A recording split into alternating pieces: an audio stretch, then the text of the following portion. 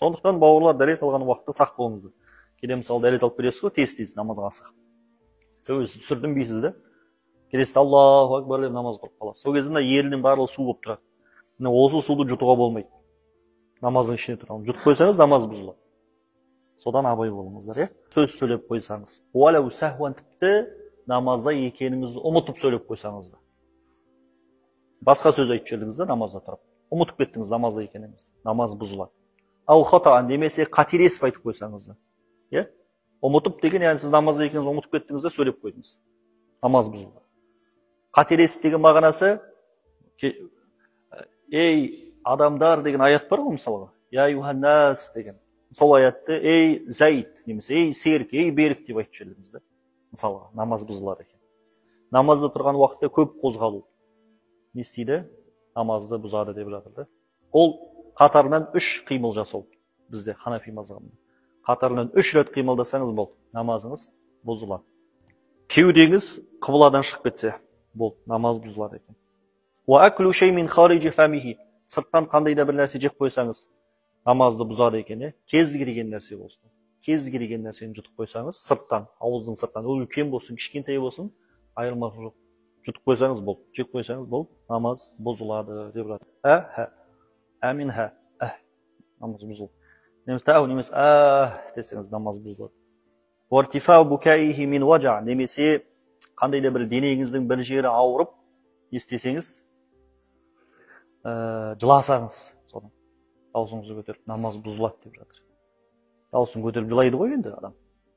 Немесе қандай да бір қасірет, басына бір сынақ келген себепті жыласа, даусын көтеріп намаз бұзылады екен. Бірақ қараңыздар, жәннат тозақты еске алғаннан жыласа, намаз бұзылмайды деп жатыр. Не үшін? Себебі қараңыз, жәннатты еске алған уақытта, тозақты еске алған уақытта ол неде білдіреді? Сіздің хушуыңыз, сіздің ықыласыңыз, сіздің Құдайдан қорқу деген нәрсеңіз көтерілді деген сөз да, деңгей. Ол соны білдіреді. Сондықтан бұның барлығы неден болып тұр? Сіздің ықыласыңыздан, сіздің намазда деген бағана Құдайдың алдында деген бой ұсынуыңыздан болып тұр. Сол себепті одан жылайтын болсаңыз, дауыс көтеріп жыласаңыз да, одан намаз бұзылмайды. Енді одан кейін мынандай нәрсені абай болыңыздар. Біреу түшкіріп, альхамдулиллах десе намаздың ішінде тұрып, ярхамукаллах деп айтып жүрмеңіздер, намаз бұзады екен. Ол жауап болып есептеледі. Жауап беріңіздер. Таяммум соқтыңыз, су жоқ болды. Намаз оқып тұрған уақытта су келсе, намаз бұзылады. Ва тамаму муддати масихил хуф, мәсіге мәсих тартып жүрдіңіз. Міне сағат 12-де намазды тұрған уақытта сіз мәсін мерзім аяқталып, намаз бұзылады екен. Ва назаху, намаздың ішінде тұрып, ақырын ғана бүйтіп, бір амалмен ғана мәсін шешіп жіберсеңіз, намаз бұзылады деп жатыр. Құдай сақтасын, бір адам енді намазын ишаратпен бастады да.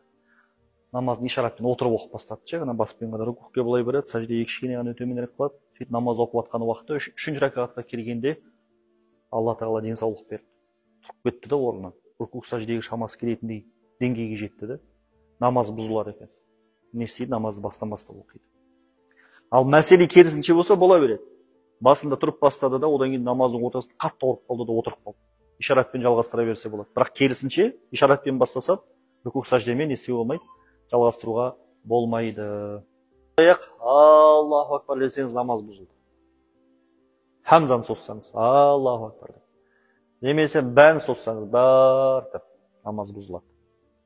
Әурет жері ашылып қалды да, сөйтіп әурет жері ашық, бір рүкін мөлшерінде ашық қалып қалса, болды, намаз бұзылады екен. Мысалға, әйел адам мойны ашылып қалса, болды. Бір рүкінге жетсе, намаз бұзылады. Немесе шаш, әйел адам шаш ұзынды, 20 сантиметр. Шашының 4-тен 1-і көрілсе болды. Бір рүкінге жалғасатын болса, намаз бұзылады. Шаштың өзін есептейсіз, құлақтан түскен шашты. 20 сантиметр. Сөйтіп осы 5 сантиметр ашылып қалды да. Сөйтіп осы бір рүкін мөлшерінде жалғасатын болса, намаз бұзылады. Жақсы ма? Бір рүкін деген айттық қой бағана, 3 тәсбих мөлшері.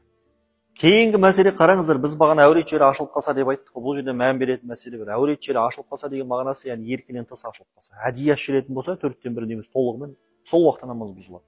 Жел соқты да, киім көтеріліп кетті, әурет жері ашылып қалса, оның зиян жоқ. Тез жауып жіберсеңіз сол уақытта. Имам ойып тұрсыз да. Имам қараңыз, сіз қараңыз, имамнан озып кететін болсаңыз, намазыңыз бұзылады. Қашан бірақ бір рүкін озып кететін болсаңыз. Имам қиямда тұрды, Сіз қысылып кеттіңіз, имамнан бұрын рухке барып қойдыңыз, басыңызды имамнан бұрын не істедіңіз? Рухке бармай тұрып басыңызды көтеріп қойсаңыз болды. Сіз имамнан озып кеттіңіз. Енді намазыңыз соңына дейін осылай жалғастырып жүрсеңіз, намазыңыз бұзылады. Енді қараңыз, осы жағдайда сіз имамнан бұрын рухке барып қойдыңыз да, имам қиямда Аллаху акбар дедіңіз да, субхан раббил азим, субхан раббил азим деп үш рет айттыңыз да, сами Аллаху лиман хамид тұрып алдыңыз. Одан кейін имам барды да. Сіз не істеу керек едіңіз? Имаммен бірге тағы жасау керек едіңіз. Немесе имамнан кейін жасау керек едіңіз. Әйтеуір жасау керек едіңіз тағы. Бірақ сіз үйтіп жасамадыңыз да, имамнан бұрын жасап алдыңыз да, намазыңыз солай тәмамдап тастадыңыз. Намазыңыз дұрыс емес. Жақсы ма? Сондықтан сіз имамнан бұрын барып қойсаңыз, не істейсіз? Артынан тағы жасау керексіз имаммен бірге. Немесе имамнан кейін.